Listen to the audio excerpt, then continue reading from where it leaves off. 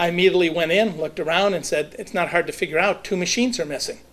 And I then made a sweep and found that every single one of the precincts had fewer machines than assigned in the primary, except one, where the machines were up on stage, no handicap access, and it was a dual precinct.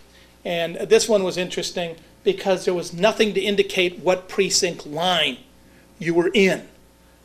So people who waited between 3 and 4 hours in the inner city where the machines were missing, the waits took between 3 to 7 hours. This is admitted to by Matt Damschroeder.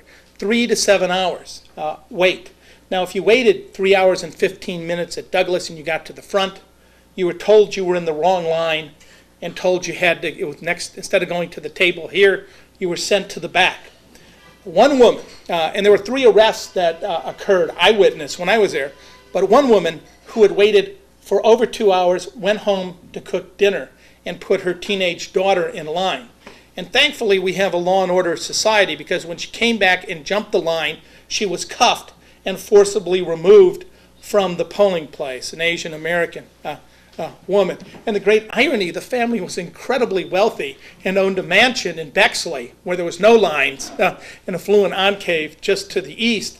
And they had, this was their residency, their traditional home. The whole family was registered to vote in their traditional residence, and they went off as a family, and mother was cuffed and removed forcibly from the polls. So when I was interviewing them, she was screaming at her husband, I told you we should have voted in Bexley.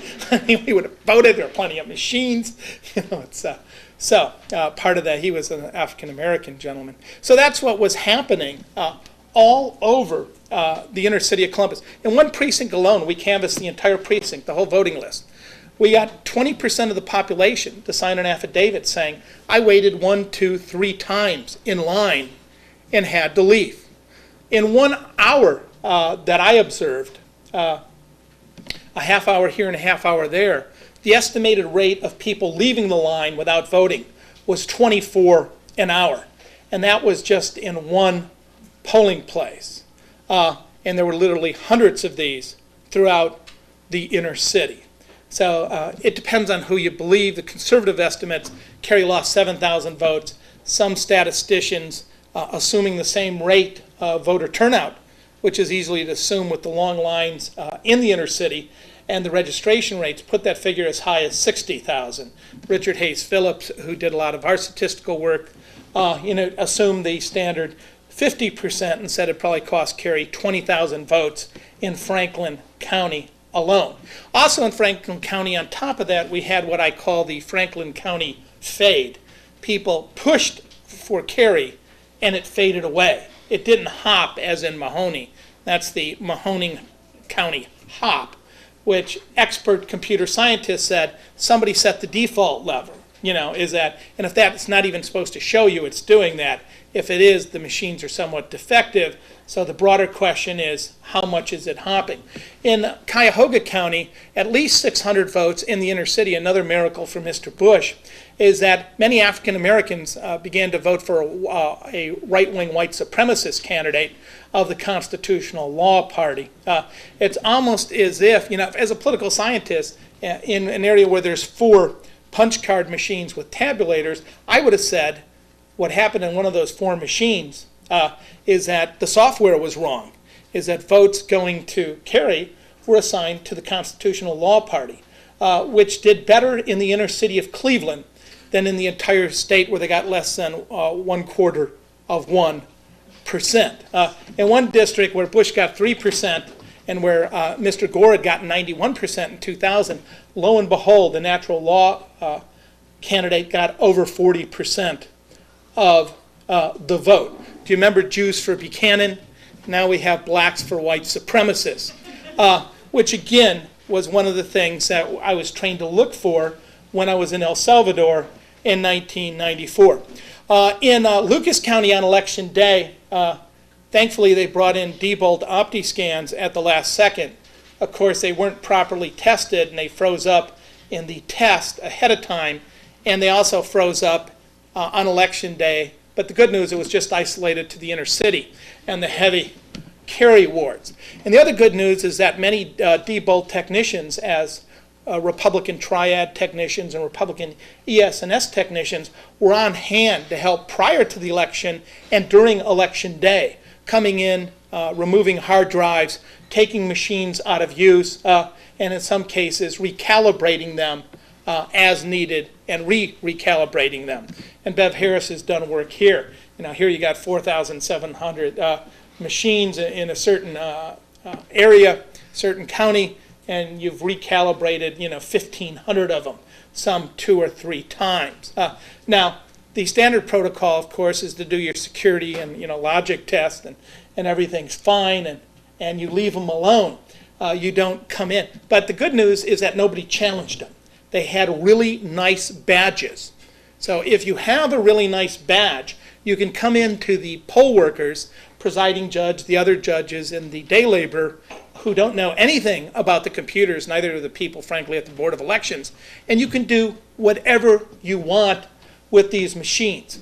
2 weeks prior to the election in Auglaize County, the Democratic deputy director resigned because an unauthorized ES&S employee had access to the ballot tabulator, the central tabulator, and the ballot making machine. That's in Auglaize County, where Wapakoneta is. Now, so as you're looking all over Ohio on election day, you've got the votes hopping in Mahoning County, you've got the missing machines in Franklin County, you've got machines freezing up in Toledo. Now, in the southwestern counties, it gets even more interesting. Well, first of all, what I did on election day after I witnessed this, I went to the Board of Elections. I'm a lawyer.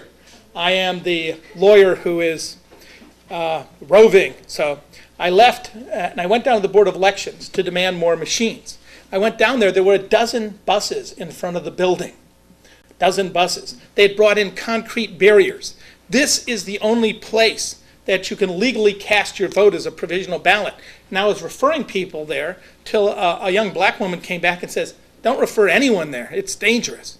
So then of course, after you got through these, particularly me, squeezed through the concrete barriers, I guess bin Laden would easier squeeze through them than I, there was a phalanx of white armed deputy sheriffs with a metal detector, and that was just the outward security. Then there was the inward security once you went inside. And of course, I went in and said, I want some machines. I want them now. I know they exist. I want to see Matt Damschroeder right now and file a complaint. I was told, well, Matt Damschroeder is with Mr. Blackwell meeting with President Bush, who had flown into Columbus, into Ohio, on election day. You recall the story when the Harris poll said he was losing, the Zogby poll said he was losing Ohio in his electoral landslide, and the consortium said he was losing. Karl Rove believed that the president could still win. Karen Hughes told him the news, and he was saddened. But Karl Rove said, we can still win this thing. So they got on a plane and came to Ohio. Now, an eyewitness says this is what Ken Blackwell was doing. This is a man who supports, he's a dean at a law school in Washington, supports Ken Blackwell, and briefed a group of people afterwards on the heroic nature of Ken Blackwell. So while he's conducting this fair election, and we snuck a Free Press reporter in who, she was asked to come in, good Catholic woman. So she came in to hear the heroics of Ken Blackwell.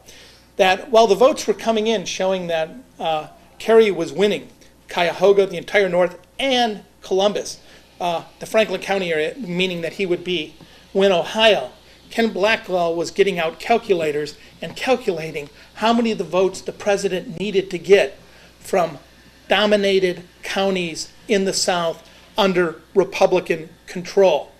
And lo and behold, his faith, again, was rewarded, because at 1:43 in the morning, as we PDF'd the screens with 100% of the vote in from Miami County, 19,000 more votes came in, 13,000 for the president, and again, 6,000 for Mr. Kerry, hence adding 7,000 more votes to the president's total.